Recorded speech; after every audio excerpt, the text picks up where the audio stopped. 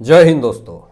राहुल गांधी को कोर्ट से बड़ा नोटिस जारी हुआ है और कपिल सिब्बल जिस तरीके से उमर खालिद की जमानत पे वकालत कर रहे थे, जमानत रद्द को लेकर के भी बड़ी अपडेट आई है। बुलगढ़ी में दलित लड़की पर हमला होता है। घटना 14 सितंबर 2020 को होती है और भाई ने गांव वालों पर केस कर दिया पूरी तरीके से। मामला जो है वो कोर्ट के अंदर पहुंचता है और कोर्ट में 3 युवकों को बरी कर दिया जाता है और राहुल ने उन 3 युवकों को एक्स पर पोस्ट करके दुष्कर्मी तक बता दिया, जिस कारण से युवकों ने राहुल गांधी के ऊपर मानहानि का केस कर दिया। फिर उसके बाद कोर्ट ने राहुल गांधी को नोटिस जारी किया इस मामले में, और इस मामले में बड़ी खबर सामने ये आती है कि 7 फरवरी को फिर से इस मामले पर सुनवाई होगी। मामला अभी भी चल रहा है हाथरस कोर्ट में, और जिस युवकों को कोर्ट ने बरी किया उसको एक्स पर पोस्ट करके आपने दुष्कर्मी तक कह दिया, मानहानि हुई उनकी, और अभी तक आपने उस पर माफी तक नहीं मांगी। बुलगढ़ी केस में कानूनी सुनवाई चल रही है, कानूनी कार्रवाई भी हो रही है। मामला एमपी एमएलए कोर्ट में चला गया है और इससे राहुल गांधी की समस्याएं बढ़ी है। और ये जो केस जुड़ा है वो बुलंदशहर से जुड़ा हुआ है, जिस मामले में राहुल गांधी ने अभी तक कोई भी माफी तक नहीं मांगी, और इससे कोर्ट की तरफ से कयास लगाए जा रहे हैं कि राहुल गांधी को बड़ी फटकार लग सकती है और आने वाले समय में मुश्किलें बढ़ सकती है, क्योंकि ये दूसरे की मानहानि करते हैं। जब इनकी मानहानि होती है तो ये सीधा कोर्ट के अंदर दनादन दलीलें देना शुरू कर देते हैं। और उन 3 युवकों का क्या, जिनको कोर्ट ने बरी कर दिया और आपने उनकी पूरी जिंदगी फजीहत कर दी, उनका मान सम्मान पूरी तरीके से खत्म कर दिया। अब इस मामले में राहुल गांधी की समस्याएं तो बड़ी है।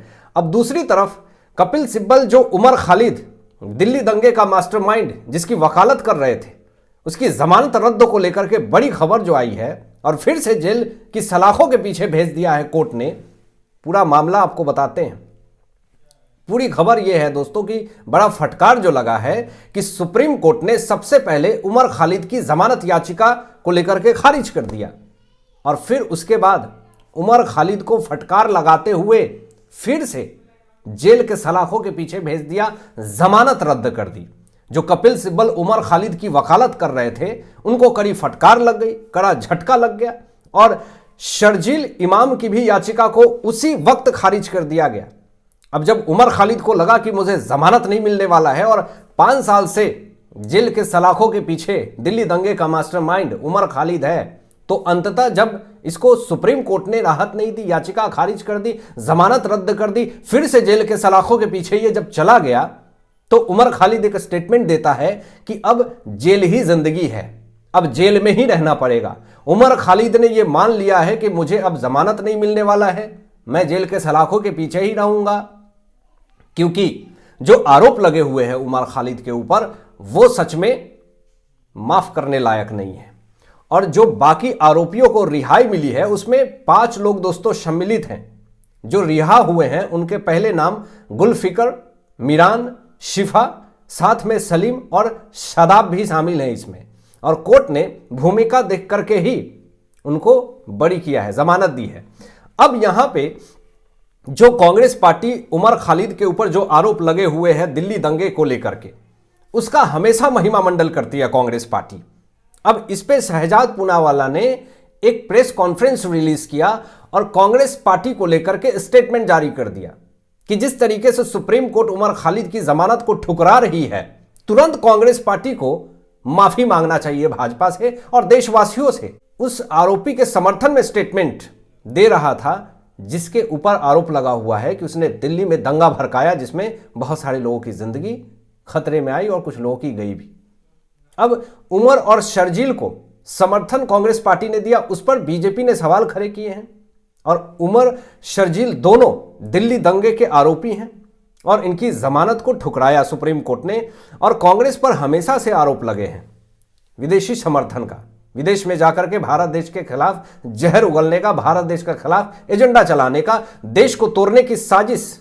बताया कि कांग्रेस पार्टी हमेशा विदेशों में जाकर के साजिश करती है कि भारत देश में एकता को पूरी तरीके से तोड़ दिया जाए। शहजाद पूनावाला ने जब ये प्रेस कॉन्फ्रेंस करी तो कांग्रेस पार्टी को मिर्च लग गई, और ये जो बयान दिए गए वो बीजेपी के मुख्यालय से दिए गए ये बयान गंभीर अपराध भी बताया गया कि कांग्रेस पार्टी जो है, इनके ऊपर अगर गंभीर अपराध लग जाते हैं तो उसको ये छुपाने के लिए किसी भी हद से गिर जाती है। अब यहां पे दोस्तों एक बड़ी खबर आ रही है कि कुछ दिन पहले राहुल गांधी कोलंबिया में थे, फिर उसके बाद जर्मनी में भी थे और विदेशी दौरे पर रहते हैं। जब भी राहुल गांधी विदेशी दौरे पर जाते हैं तो कुछ न कुछ ऐसे ऐसे बयान देते हैं जिससे भारत देश की जो गरिमा है उसको ये पूरी तरीके से खराब करते हैं, सम्मान खराब करते हैं, भारत देश के खिलाफ जहर उगलते हैं। अभी वियतनाम में जो मामला हुआ है उस पर राहुल गांधी अभी फिर से वियतनाम के दौरे पर है, ऐसा बीजेपी ने आरोप लगाया है और ये कहा है बीजेपी ने कि अभी भारत की एकता को तोड़ने की कोशिश राहुल गांधी कर रहे हैं, विदेशी ताकतों से जाकर के मिल रहे हैं जो कि भारत देश के खिलाफ हैं। और यहां पर यह भी कहा बीजेपी ने कि भारत विरोधी लोगों से मिलेंगे राहुल गांधी वियतनाम में जाकर के। वियतनाम की जो हालात है, जो परिस्थिति है वो पूरी तरीके से खराब है। आखिर क्या जरूरत है वियतनाम में अभी जाने की?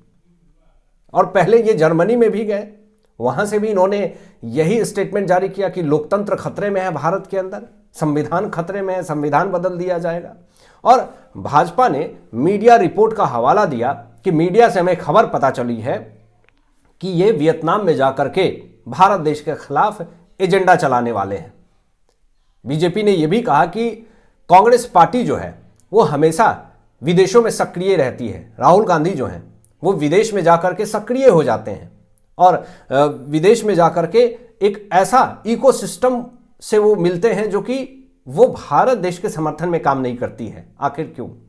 सोरोस गैंग से भी जुड़ने का आरोप लगाया कि सोरोस गैंग जो है वो फंडिंग करती है भारत देश के खिलाफ एजेंडा चलाने में। आखिर क्यों? इसके पहले भी गौरव भाटिया जी ने आरोप लगाया था और कहा था कि इनके विदेशी जांच को लेकर के राहुल गांधी की जांच होनी चाहिए कि आखिर ये विदेशों में जाकर के किनसे मिलते हैं, किससे बात करते हैं, आखिर कांग्रेस पार्टी को फंडिंग कहां से मिलती है।